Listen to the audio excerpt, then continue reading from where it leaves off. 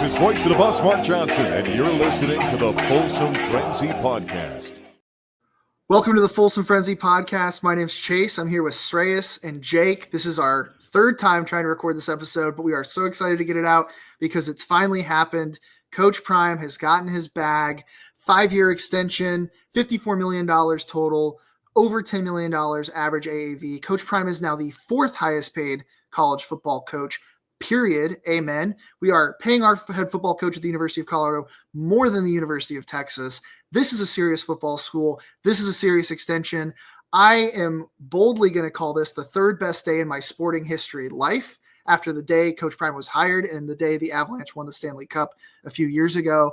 This is, in my opinion, this was the thing I talked about last episode, right? For people that listened, everyone was like, what we were talking about, what would make the season successful?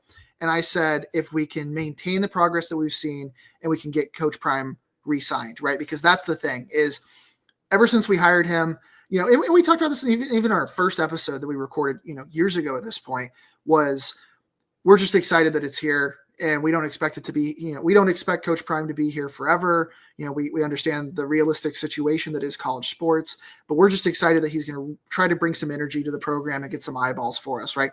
And that's kind of been, I think we can all agree that a lot of us felt like we were playing with house money. And here we are, he's been saying it for years. He wants to get comfortable. He wants to retire in Boulder. And, everyone took it with a grain of salt. And this is a huge commitment. This is big for recruiting. This is big for, just with the scene of college football changing and establishing a brand. In my opinion, this is the kind of extension that goes from, it's just kind of fun and exciting and the Buffs are going to win a few games and like do something crazy like win the Heisman to, oh, wow. Like this is the kind of commitment where if Coach Prime continues to succeed at the level and recruit at the level that he has, you're talking about building a dynasty in one of the better programs in college football that can win a lot of games. And so I'm really excited about it. I know the fan base is really excited about it. We've been begging for it for years. I think we tweeted it, the athletic department and Rick George in particular, probably at least 20 times. I bet we could look it up on X and maybe I'll tweet about that later. But begging for this extension to happen. We've seen the rumors. Just so excited for this. Jake, what you got? What's your thoughts? Let's go Buffs, baby. I am so pumped. Chase, I think you hit the nail on the head with it being top 3 best sporting days in your life. I tweeted out earlier that this is the best thing to happen to the University of Colorado in the last 25 years. And I mean that. The University of Colorado, not the football team, not the athletic department, the entire university. And you can argue even the biggest thing to happen in 100 years, honestly. I just didn't want to go before the national championship game. And, we've had some Nobel Prize winners, but this is bigger than that. This is so big for the university, just the amount of revenue and excitement that's coming to the university, the increased admissions, increased students that are applying to CU. I read that the number of African-American high school students applying to CU jumped by 50% last year.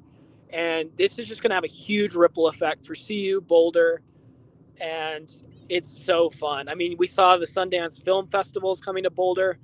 I don't know if that would have happened if Coach Prime wasn't around. So this is just going to have a huge, huge ripple effect.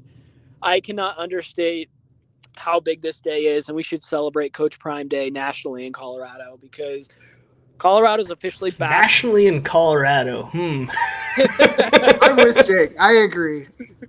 But Colorado's officially back, baby. We're not a bottom dweller anymore. Watch out because we're a powerhouse that is ready to break through. I am so excited and excited to talk about it with you guys. Yeah, it's so true. Like from the perspective of what this means, from the school perspective, one thing that we've beaten to death in the past is needing to see a commitment from the school towards this program, right? And when we had Adam Munstertiger on a couple of years ago, we asked him directly, hey, do you think this is a systemic change? And what Adam said, I'll never forget this. He was like, sometimes you have to hit rock bottom. Sometimes you have to see things get so bad that the football program or whatever program actually becomes a stain on the university, which is where we were. That was the program that Coach Prime inherited. It was a stain on the university. And now we're serious, right? This is a serious commitment. This is validating too. How many people over the last couple of years have said, it's a moving goalpost, right? It's a constantly moving goalpost. First of all, he's an FCS coach, and he's just playing daddy ball, and he just wants the opportunity for his sons to go play at the next level of college football. The speed will be too much for Shedeur. The transfers won't be able to fit in. They won't acclimate. There's no way he can succeed at the Power 5 level. Yeah. Slander. And then 4 wins was disappointing, but they beat the preseason prediction, right? They were only predicted for 3 wins in 2023, and they won 4 games. Yeah, it was disappointing because of how they started, but at the same time, they had clearly improved, playing one of the toughest schedules in the country. So then the next goalpost is, okay, all right, some of these guys are good, but he'll never have a winning team. He'll never go to a bowl game. And then they did that, right? And, Travis Hunter, whatever, he transferred. He made the worst decision of his life following Coach Prime to Jackson State and then to CU. And then Travis Hunter wins the Heisman. And then, you know what? None of that matters. This is really just looks bad on CU because CU fans, they're talking so big right now. And you know what? He's just going to leave. He's going to the NFL. And there are so many receipts getting pulled out today from, back in January when he was supposedly in the hunt to be the head coach in Vegas, the head coach in Dallas. He was just being cited as an opportunity, to have the opportunity to take over various NFL teams. And I was like, CU fans, you guys got too comfortable. Like, you're not even going to get, you're not going to get more than 2 years out of him. I told you guys, you had way more success than I thought you were, but I'm just going to keep moving the goalpost. I can't wait to see where they move the goalpost next because this extension just happened. And Jake's hyperbole aside, this really is that important for the school, right?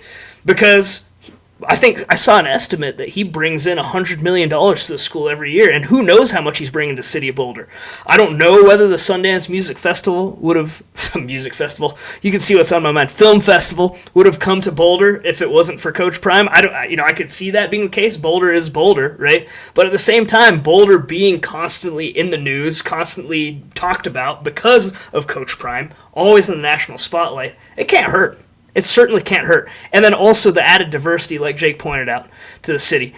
I've never been to Folsom Field and seen more people with dark skin like me, right? And that is incredibly validating. Like, it feels great. It feels great to have other people with dark skin there. Like, it really does make a difference. I love it. And from the broader impact on the football program itself, it's not just about the performance on the field. Like, these guys, they set a CU football record for GPA in a semester, right? They had over a 3.0 GPA. That's a big deal, too. He has maintained since the beginning that he wants to mentor young men. That's been his mantra. That's why he even said he wanted to go get into coaching at Jackson to begin with. He wanted to mentor young men. He wanted to turn them from boys into men, people who are going to be contributing to society and be successful members of society.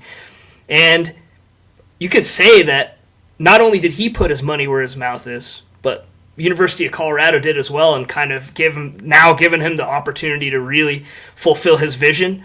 And who knows what's coming next? We know that Coach Prime is an innovator and has come up with some really brilliant ideas on how to spice up things and change the game. And we'll get to talking about one of those things that sounds like it fell through for now, but could be that it happens in the future. Man, we are so well positioned, guys. Like, this is so nice.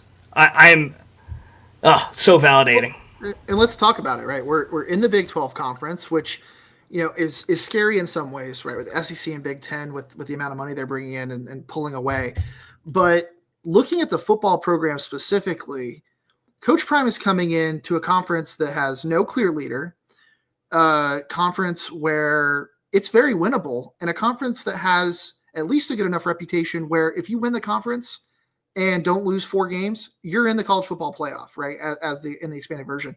So whereas, schools like Purdue or Maryland or, schools that have been decent occasionally, but aren't going to win the Big 10, Colorado has an easier path, in my opinion, in the Big 12 as is to really make some noise. And that's where you can really talk about a dynasty, right? Because if you start recruiting like he has been, and you can get guys that come in and know that you're as committed as they are to trying to build something in Colorado, people need to look out because Coach Prime has shown that he knows how to use the transfer portal. Coach Prime knows how to use NIL, right? Coach Prime is one of the most uniquely positioned to benefit from NIL head coaches in college football, right? So Colorado's moving to where the puck is going, but more importantly for us older fans and things that maybe other people would not necessarily appreciate, this was a unanimous Board of Regents vote, right? And for people that have been following for a long time, that would never have happened under the previous regime and leadership.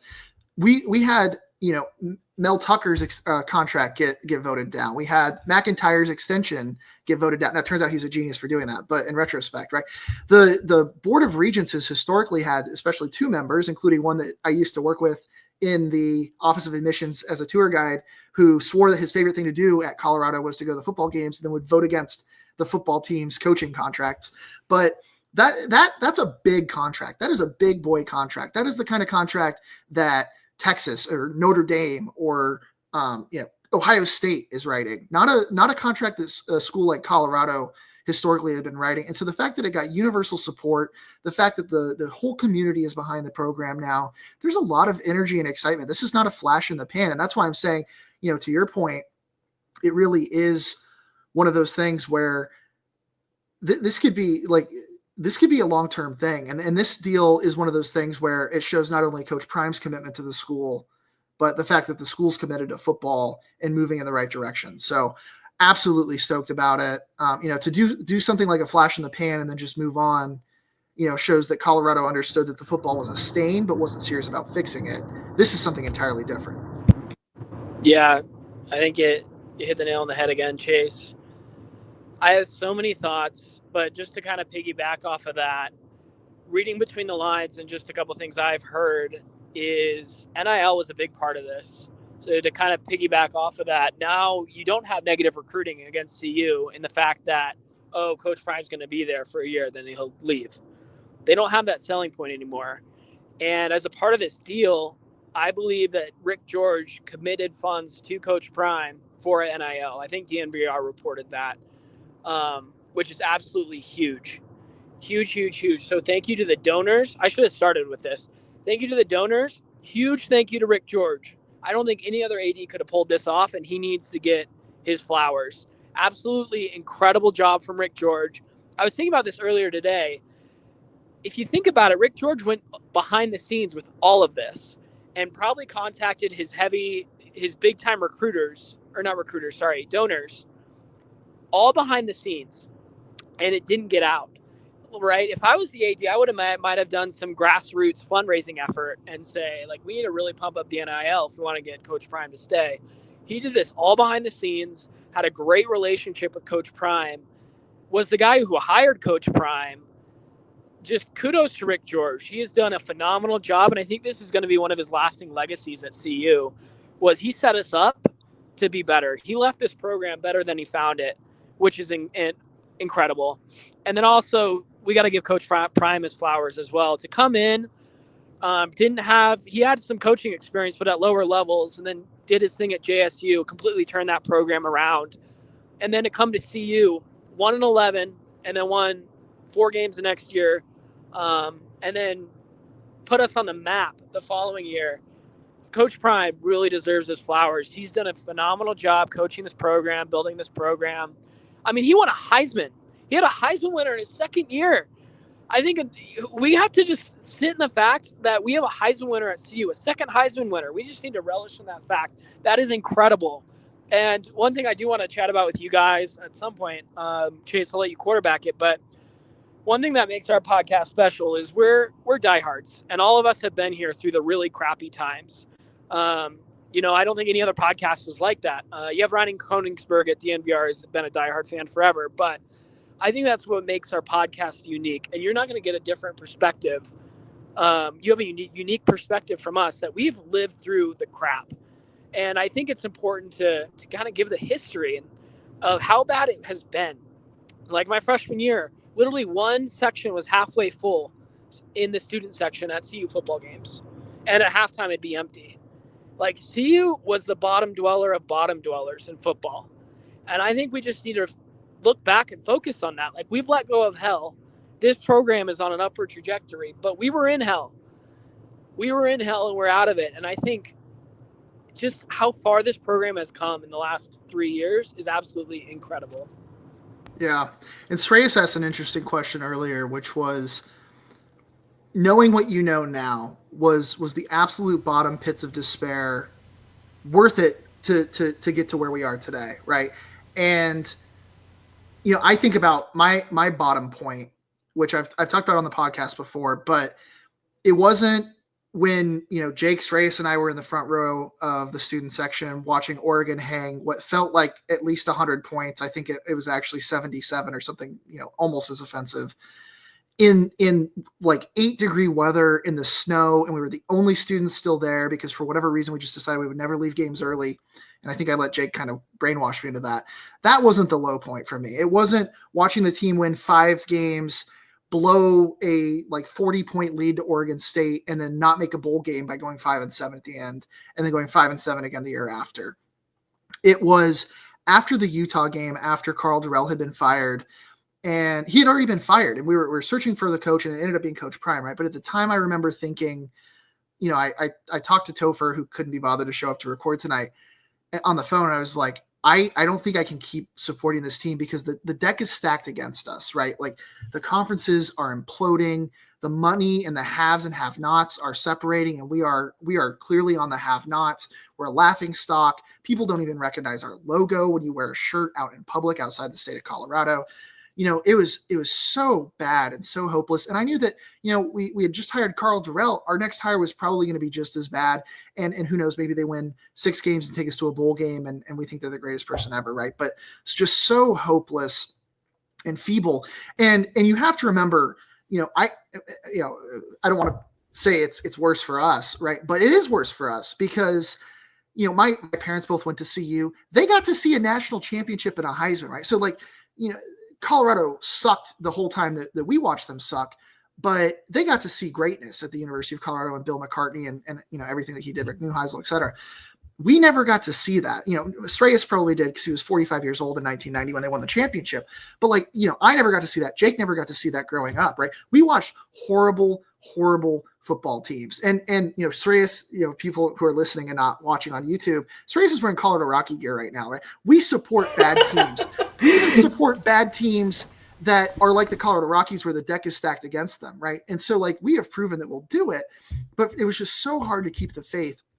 And so to go and we were talking about this earlier, but it was like being in a casino when 2016 happened, right? Because you're at the table and they're bleeding you slowly, and then they give you one hit, or when you hit the perfect golf shot, and you're shooting a 115 on the day, but on the 17th hole you get a birdie, and you're like, wow, they gave you just enough to bring you back in 2016 when we had that magical season, and it was awesome. And I could see it, I could see the vision, and then it all fell apart again, right?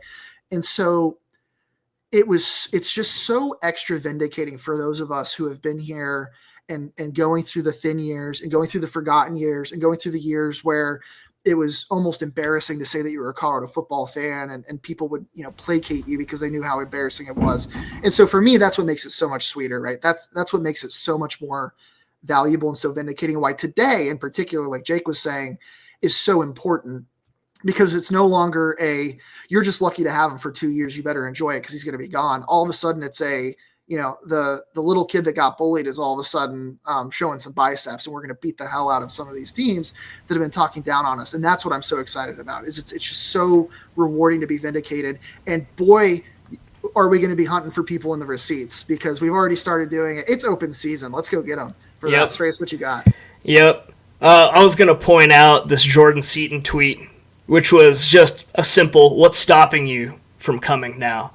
That is so apt and so accurate, and it actually worked out to be the case in his case himself, being a high 5-star recruit, the top OL coming out of high school, and then ending up playing for Coach Prime, who's now signed an extension, right? You nailed it. You guys both nailed it on the head. In terms of where we've been, as y'all know, longtime listeners know, these are talking points that I've been beating to death for years, right? Because I have suffered, arguably, possibly more than you guys even, right? Because I was a student during the Hawkins years. And I saw that glimmer of hope where we beat West Virginia. And then just to be kicked in the gut by that 57-yard field goal by Alex Henry losing to Nebraska and then losing at home to CSU, right? I was a student for all those. I was at those games. And now, well, I guess even before getting to now, leading up to this, that rock bottom was so bad. I was telling Chase earlier, one of my best friends from high school, who I still keep in touch with, he went to Florida, right? So he obviously is an SEC guy. He was at Florida when they won a national championship with Tim Tebow. And to most SEC programs and fans, other than Vanderbilt, hope springs eternal. Every season brings hope of something great happening, right? Hey, we're going to surprise everyone, and my team is going to step up, and they're going to make it to the playoff, or they're going to win the SEC, or they're going to do this, or they're going to do that. They're going to have a Heisman Trophy candidate. I remember, even in the down years, Florida would always feel like they had a chance at pulling one of those, like one of their top recruit guys would become a superstar player, right? Like Anthony Richardson. He ended up having kind of a tough year in Florida, but he ended up becoming the number one pick in the NFL draft. Like, that's normal to them. And before the 2022 season, when we were just catching up, he's like, hey, how are the Buffs looking this year? And I said, to be honest with you, they're not going to win a game. Oh, come on. Are you serious? I'm like, we literally lost every single one of our good players in the portal. Every single one. Christian Gonzalez, Mekhi Blackman, Chance Lytle, Brendan Rice. You go down the Dimitri Stanley. You just go down the list. Like, every competent Power 5 player that we had was gone. And they transferred to teams that we were going to play that year because for whatever reason they all decided to stay in conference. Yep. Yeah, it's exactly right. It was so bad. But as I mentioned earlier, I don't know that the school would have had the incentive to make as big of a jump. I don't think this has ever been on Rick George. I think this has been even higher up. This has been from the executive level of the school, like wanting to commit to having this athletic program, especially football, being great. And it's just been a lack of commitment to that. And part of it is maybe not recognizing how much of a window it is to the school.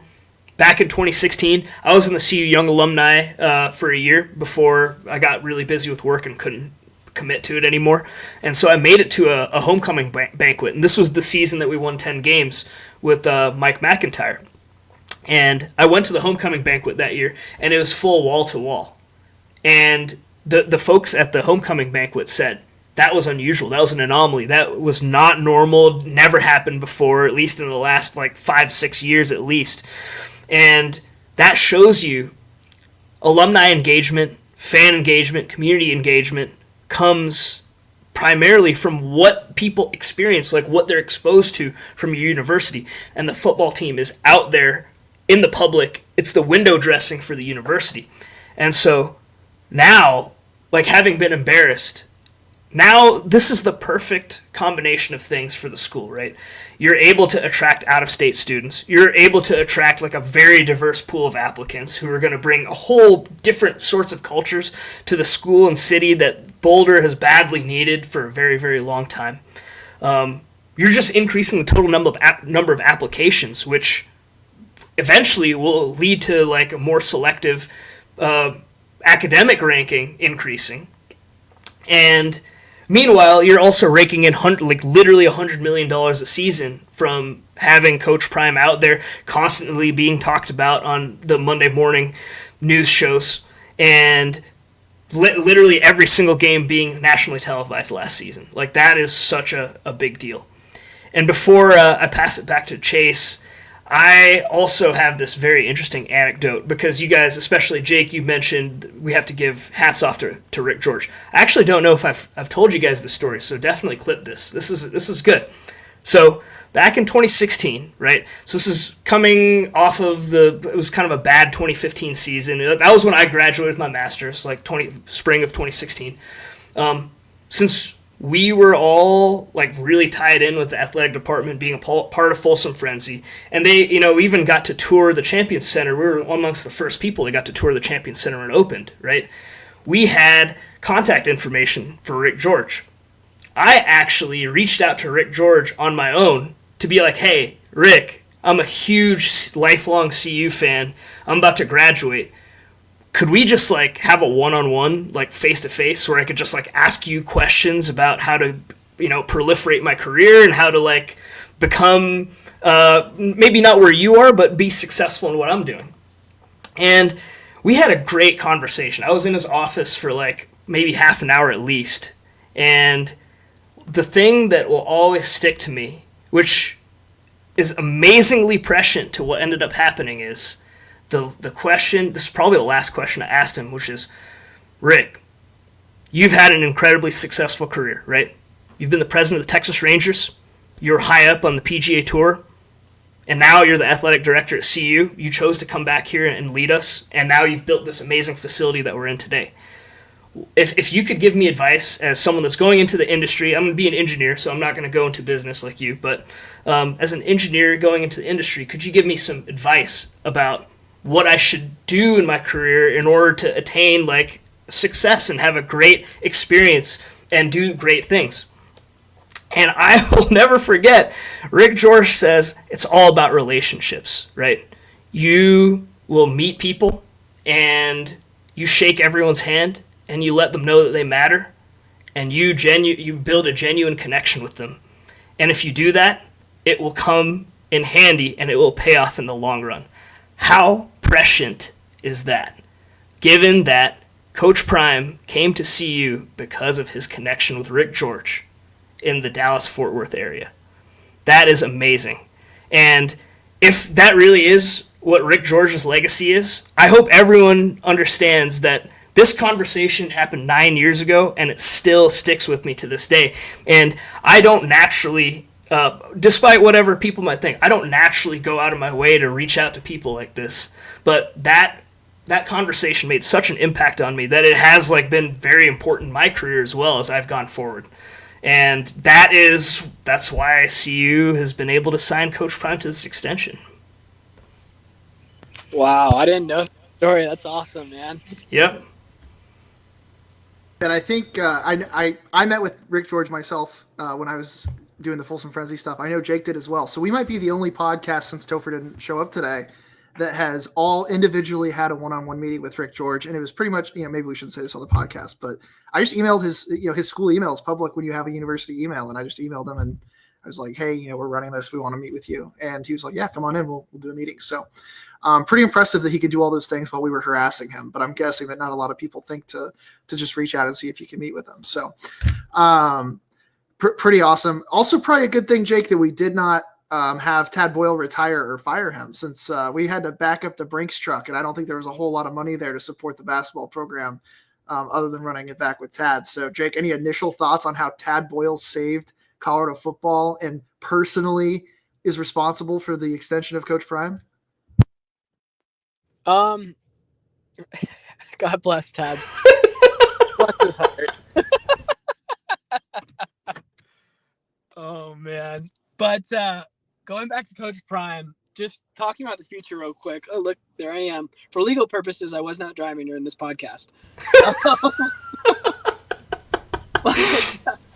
Talk about the future. What does this mean? We saw some big time coaching staff hires. We have 3 Hall of Famers on our staff, and the rest of the staff is from the NFL or has some sort of NFL connection. That was part of the contract negotiation. I don't think I've seen the numbers yet of what the assistant coaching staff pool is, but that was a big part of the negotiation that Coach Prime said. And that's huge. That's huge, huge, huge. To get Livingston back from the NFL, that's because of this deal, right? This deal has been worked out over the last few weeks. I think it really heated up the last couple of weeks, but that's a huge step for this program that we have these big time names. Why wouldn't you come to Colorado? Like Jordan Seaton said, you have the best coaching staff in the country who's literally Hall of Famers, the best in the field. I don't care if you don't play football. I would love to be on that practice field just to see Warren Sapp and what he says to the players, just being an all-time great. And so the coaching staff's huge. The NIL piece is huge. I mentioned the NIL pool is going to be a lot bigger. And then the other piece is recruiting. I think we're going to see a ripple effect recruiting-wise immediately. So looking forward, what's the expectation? You guys mentioned the goalpost moving. I think from an actual target standpoint, they were win more than 3 games. Oh, that moved. Win a bowl game. Oh, that moved. Now it's win the Big 12. Now, and then it's going to be make the college football playoff, which is the same thing. If you win the Big 12, make the playoff. Then it's going to be, well, CU hasn't won a national championship in 30 years. It's going to keep moving. And I genuinely believe this team will be a national championship contender in 3 years when Julian Lewis is a junior or senior. Yeah, I don't think that's a horrible take. I constantly think back about, so Jake has been a perennial optimist, and he's been vindicated certainly by everything that's happened with Coach Prime, right? Where Jake used to say, our expectations are too low, and before he starts on Tad, I have to give you your flowers here on football, where Jake was like, why not us, right? And the answer to that was, well, if you're being realistic, and I think about the tweet I saw where I wish I remembered who tweeted it because I referenced it before, but they tweeted, the University of Colorado is going to win another national championship. And I remember seeing that and like having my heart break because that was like, Jeremy D or something.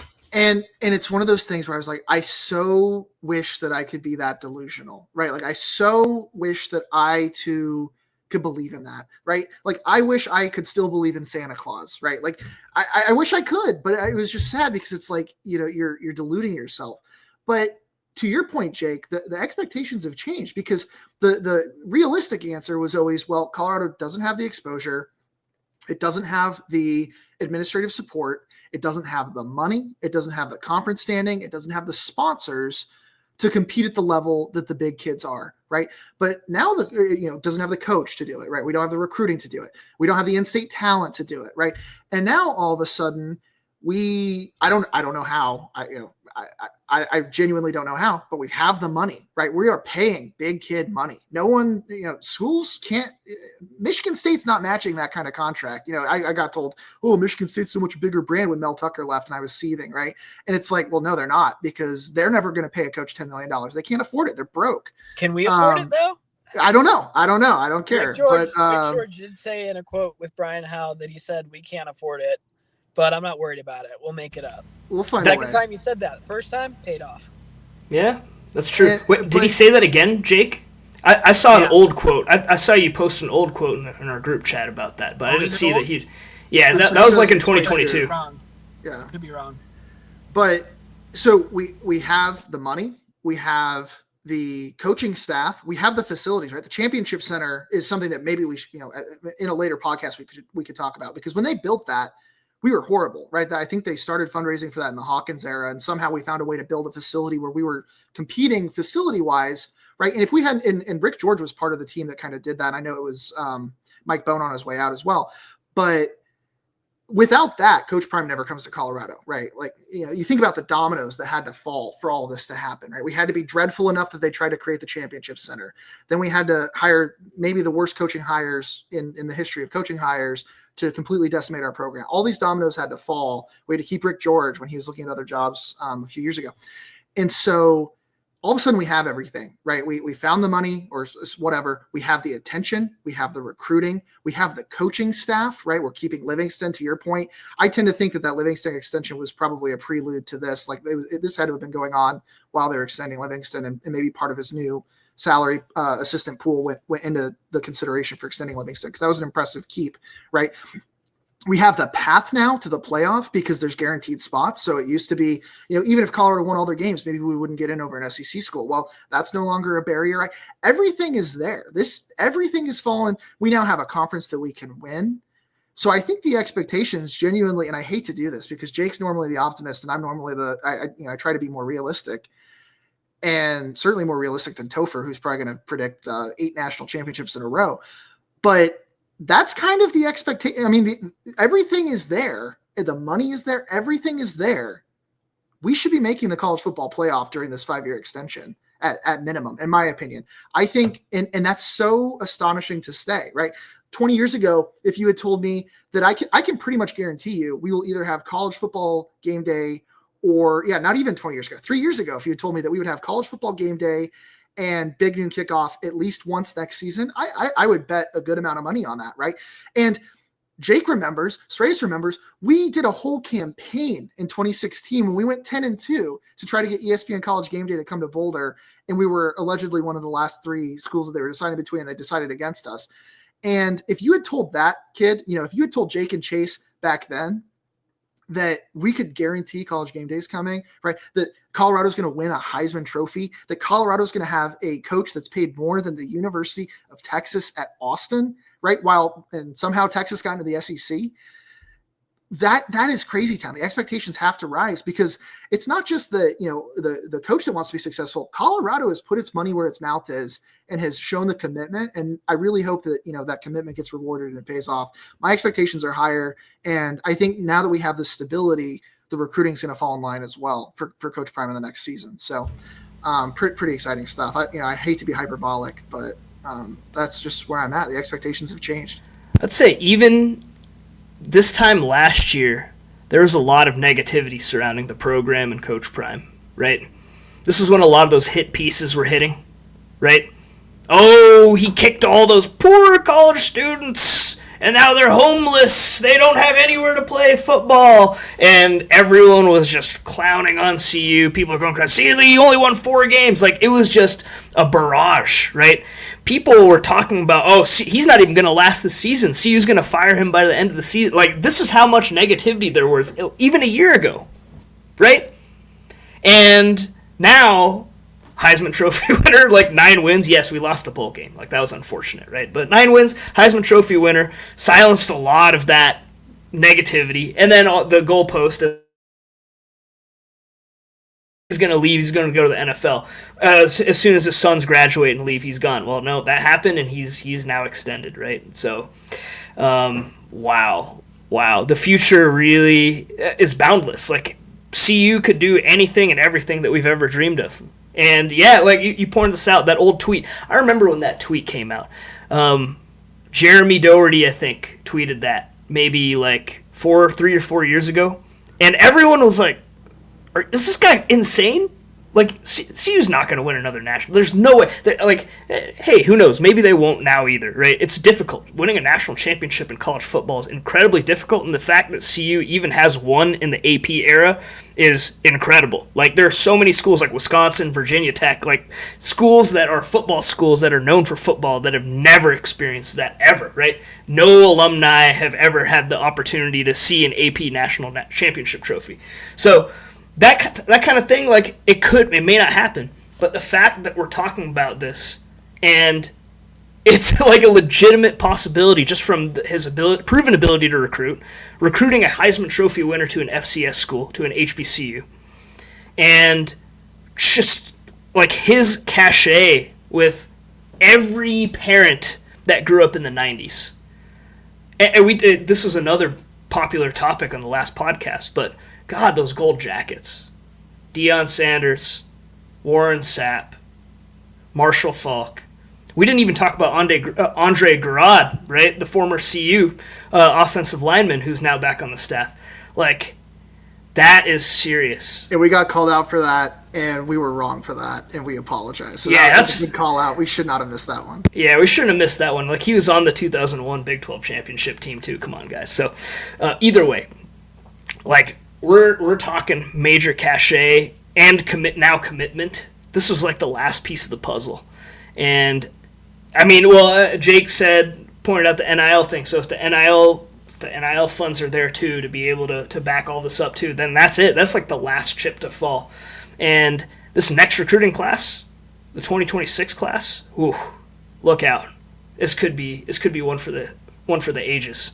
And I still, from my perspective, I still want to see those trenches beefed up. No matter what we end up doing this year, I would like to see 8 wins, but I would like to see 8 wins with good trench play, which we really didn't see in the last couple of years, right? So that's on my checklist this year. I want to see good trench play, but if we do get that, and we have the type of recruiting class that we think that we'll probably end up with next year, oh man. I'm glad that I've been renewing my season tickets this whole time, because that's about the only way anyone's going to get them. because it's gonna be on a level that we can't even imagine. Like 2023 was crazy. I can't even imagine what it's gonna be like when we're actually on the cusp of achieving everything that we've wanted. Guys, it's raining here in Colorado as I'm not sitting in my car for legal reasons, and the drought is over. We're gonna see a rainbow tomorrow morning. CU's back, baby. But one other hot take while we're giving some takes of being national championship contenders at some point. I texted the group this, but I want this on record on the podcast. I'll eat my words if I'm wrong, but I think the CU will be in the Big Ten in 5 years, whenever they renegotiate. I think this just has such a big ripple effect. People did not realize it. Think about when CU was relevant in the 90s.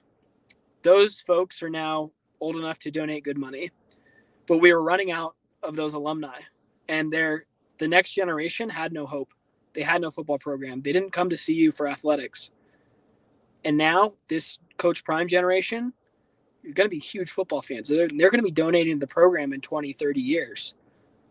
And this is going to have a ripple effect for 100 years at CU, which is really exciting. I'm so excited. And I'm excited that my sweatshirt doesn't expire, my Coach Prime sweatshirt. I've been wearing this more because I've been a little nervous about it. But Coach Prime the whole time has said, I love Boulder. I've been tweeting it out today. All of his quotes. He never told a lie. He's been straight up, which I'm so pumped. Yeah. Do you guys remember when he did that 60 Minutes when he was at Jackson? And they asked him whether he would entertain a Power 5 offer. And he said very candidly, absolutely I would entertain it. Because I need to make sure that my assistant coaches get paid, right? So he was even candid about that.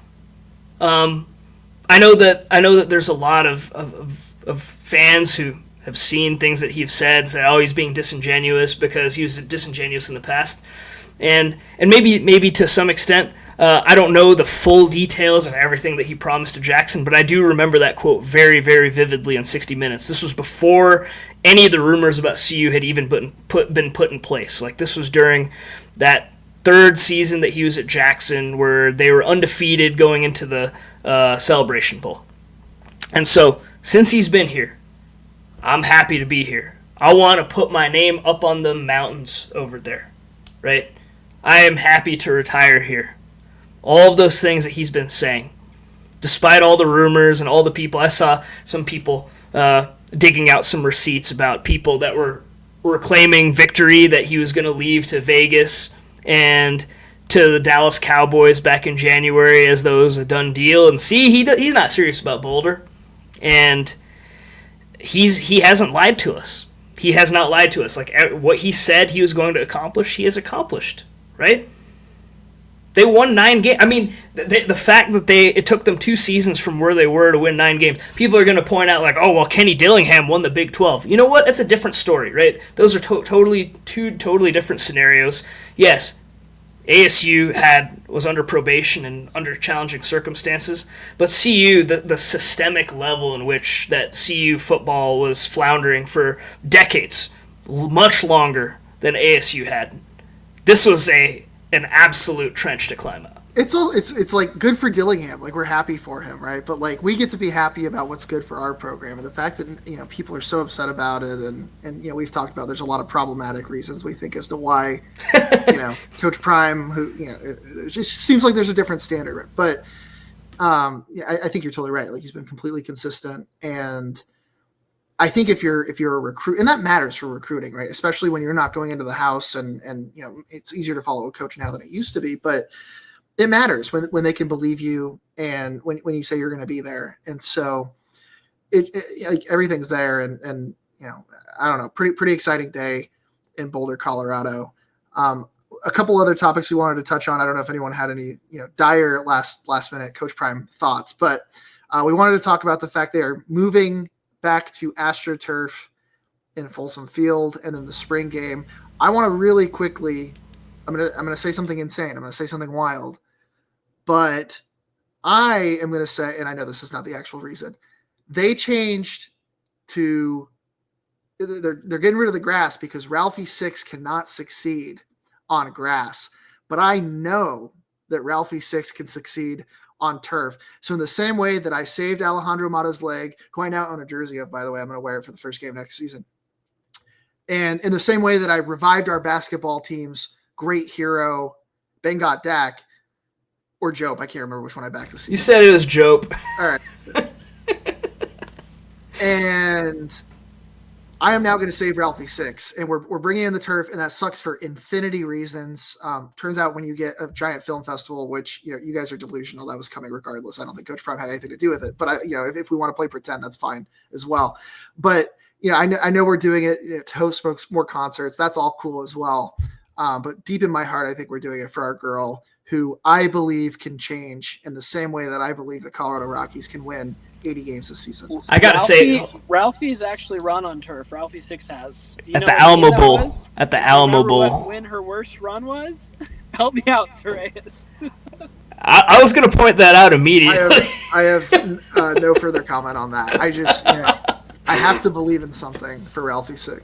No, but the turf move is interesting because I know that it's a very popular talking point across all high-level sports about kind of the risks that are associated with at least the old tech as far as turf. Chase, you're familiar with this. You're a Vikings fan. You're very familiar with this. Yeah, I was just thinking maybe we should go reach out to David Bakhtiari, because if there's someone who hates AstroTurf on a field and is publicly going to talk about it on Twitter, former Colorado legend David Bakhtiari is all about it. So maybe we could get him on the pod if we give him a 1-hour segment on just talking about how much he hates AstroTurf. But I think you just have to be realistic. I would imagine it's a nightmare. I'm sure they can also argue that it's better for the environment with the water, although I don't know if creating a bunch of plastic grass is actually all that much better for the environment. But in Colorado, it probably is. So, it is what it is. I think people are going to be up in their feelings about it. It is kind of concerning because, I think there is a legitimate injury risk as far as tearing ACLs and, how that might impact Colorado's football team. I want to believe that it's not going to be AstroTurf, right? I want to believe that tech can be refined, right? I don't know if it has been, but I want to believe. I want to believe that it can be refined. Like I want to believe that I can step on turf and it feels like I'm stepping on grass. I think that the amount of very fun think about this. Less than a mile away from Folsom Field, we invented a new form of matter, okay? We literally created a new form of matter that's near absolute zero. If we can create a new form of matter, then we can create field turf that doesn't tear up ACLs. That's my hot take of the day, right? So I want to say that the fun scientists and engineers of the future that aren't working on rockets are spending their time thinking about material composition and things that are going to reduce the shock impact on steps, and going to prevent high-level athletes from injuring their ankles and knees. And I think that CU is going to get it, right? That's my belief. I don't think we're just going to have, like Chase, Douglas County High School field, with all the tiny little pellets and the fake little plastic grass. I want to believe we're going to have something better than that.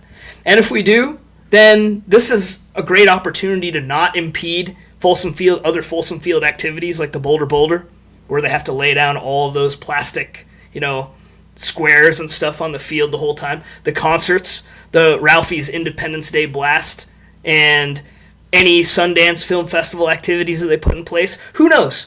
The opportunities are boundless. Maybe a Winter Classic. Could you imagine a Winter Classic at Folsom? How sick would that be? And I get that they did it at Air Force and it was a disaster, but I feel like the Air Force Stadium, there's some unique considerations there. The traffic in Colorado Springs is always abysmal, and CU's used to hosting 50-plus thousand people every weekend, especially for the last couple of years, right? So I would think that the Winter Classic would make more sense. So with all that in mind, I think this kind of blows the top off those possibilities, and I think it's great for the school. And like I said, I want to believe that it won't impact the team on the field because someone's come up with good tech. Please validate me. Sreyas' comments are brought to you by AstroTurf Plus, our new sponsor, because he's clearly part of the industry. Jake, I don't know if we necessarily anticipated we were going to speak about turf for all that long, but before all of our listeners leave, I don't know if you have anything you're dying to say. Otherwise, we can move to the spring game. Yeah, I have a lot of thoughts and need to get. No, what are your thoughts on the technological advances in AstroTurf in the last 10 years? Yeah. I agree with you guys. I won't even say much because I think you guys covered it. I love grass. I'm a little bummed to see the turf, but it makes sense from a financial perspective. So, yeah, we can move on. All right, moving on to the spring game or the lack thereof. Oh, man, before you guys move on, I just looked it up, and apparently this is a proprietary Root Zone 3D series of AstroTurf that is intended to improve safety, playability, and durability. So, hey, shout out to AstroTurf. All right. Well, we were wrong. Andreas was in school. We got a bunch of nerds to come to see you because we weren't. Yeah. Now we're gonna get a bunch of nerds to come to see you because our acceptance rate's gonna be so low. Exactly. Public Ivy status. Spring game is essentially canceled because the NCAA, instead of actually protecting the sport or doing anything worthwhile, decided that they would essentially cancel it because they didn't receive enough notice, is my understanding. I don't know. Jake, you might know more about it. Long story short is we will not get to see the Syracuse Fighting Oranges or whatever they are come in to lose a spring game to Colorado. Would have been a really cool idea. I think we're going to see a lot more of it, but just not this season, which is unfortunate. But it's a good example of, Coach Prime can probably get a pretty good TV deal and viewership numbers and attendance at a spring game against Syracuse. If you're the only game in town, I would watch the hell out of that. I would watch Appalachian State play Texas State. I don't care. If we could get a real college football game in the spring, that would be awesome. Too bad it won't happen. I think it's stupid. I think a lot of people are upset about it, but hopefully it's something that we commit to and stay with. I think the good news is the fact that our leader, our fearless leader, is the one that proposed this idea. And I'm sure there are lots of other coaches that were thinking about it. I know that subsequently Mike Gundy was talking about restarting Bedlam as a spring scrimmage, like 11-11 scrimmage. I think it's an amazing idea. But I love that came from Coach Prime. I love that came from us because this shows you the type of impact that he can have. Well, we talked about his impact on CU. We talked about his impact on Boulder. We talked about his impact on Colorado. But we didn't even talk about his impact on the game of college football as a whole. He is bigger than just CU, right? He has the ability to bring massive change, like systemic change to the entire infrastructure of the whole game. And it's not just based on wins and losses of the team on the field. It's based on his lifetime of basically building his own reputation for himself as an influencer, like to the real term influencer on the game of football. And sure, definitely disappointed it didn't happen. I think it would have benefited the team. It would have been fun to watch. It would have been exciting. It would have been a great thing to talk about. That would have led to a summer of intrigue and whatnot. But I think it's going to happen. The statement that NCAA kind of put out there was very deflecty and kind of said, oh, this just happened too late, the logistics, blah, blah, we can't figure this out. But I think this idea is now already too popular. And the lid's been blown off of it. Lots of other coaches are talking about it. And in this transfer portal era, I think that this is amazing. And there's going to be much more changes in the game regarding the transfer portal and things of that nature. But if this is a positive that comes out of it, it would be really, really fun. And I think it's going to happen. So, sure, disappointed about this year, but again, just like with everything else, super excited about what's going to come. Yeah, I agree with you guys. It's a shame didn't get to happen. I'm going to kind of go a different angle with this, not even related to the Syracuse game. I agree with you, Shreyas. I think it'll happen next year, and we're just going to get screwed. It was our idea. We didn't get to do it first. Well, this is sidetracking a little bit, but one thought I had is, remember Coach Prime's first season? Remember this time, that season, and the spring game? We had a completely different roster after the spring game. I'm so excited to see the spring transfers that come in after this deal. I just want to add that comment. I don't have any additional comments about the Syracuse thing. It's a bummer, but I'm excited to see what happens next. Again, it was a completely new team that first year, so it'll be fun. And hopefully they still find a way to do something. I think, obviously we'll have the normal spring game and give the chance to kind of see, especially with the quarterback intrigue and, the things that we'll kind of be talking about in our future episodes. We meant to keep this as a shorter episode. I guess it's shorter probably slightly than our average episode, but not all that short. But as always, please give us a follow on YouTube, Twitter, or X, Instagram, especially YouTube, please. And until our next episode and our upcoming previews, let's go Buffs. Let's go Buffs. Go Buffs. Happy Friday, baby.